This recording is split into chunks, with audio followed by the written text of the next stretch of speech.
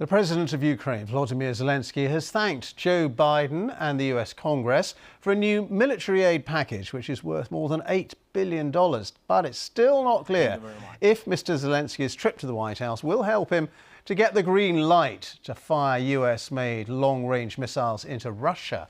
Now, he's also facing another issue in the United States, and that is increasingly chilly relations with the Republican Party. Its candidate for the White House, Donald Trump, has accused Mr. Zelensky of refusing to do a deal with Moscow and has also once again questioned why the United States is giving so much money in aid to Ukraine.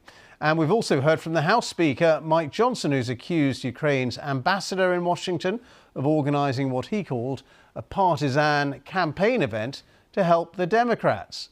Well, I talked through some of these issues with Orysia Lutsevich, who's head of the Ukraine Forum at Chatham House. I asked her what kind of impact that new aid package worth some $8 billion will have for Ukraine in its war with Russia.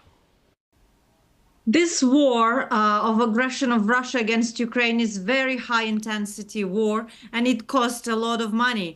I mean, the annual needs of Ukraine to really be able to repel Russian invasion are calculated with more than 100 billion. So you can see that 8 billion is a lot of money. It can make a difference, but it's still not something that is needed. And what President Zelensky is asking to equip Ukraine in a midterm for victory. But there are some interesting capabilities, such as new air-to-surface missile that has about 100-kilometer range that President Biden announced. And what is interesting, he says he can deploy quickly some of the weapons that are in U.S. storages as part of his presidential drawdown authority. So we may see changing dynamics on the ground quite quickly, depending on those capabilities that will arrive and depending how fast they will arrive. Because it's one thing to make a statement, another thing to organize all the logistics so that they are on the battlefield.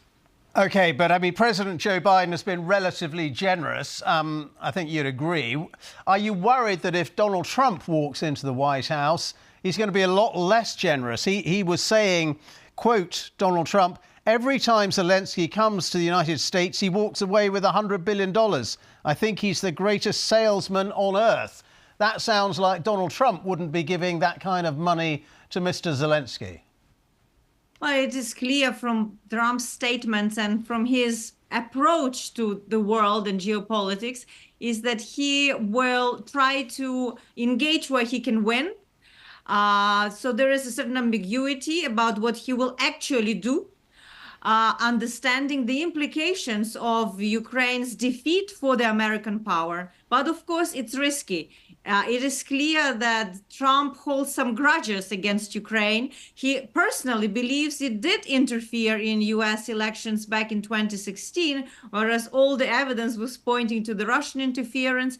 There is some kind of toxic relationship personally between him and Ukraine that Zelensky was trying to overcome, but he actually spectacularly failed and was entangled now again into U.S. domestic politics.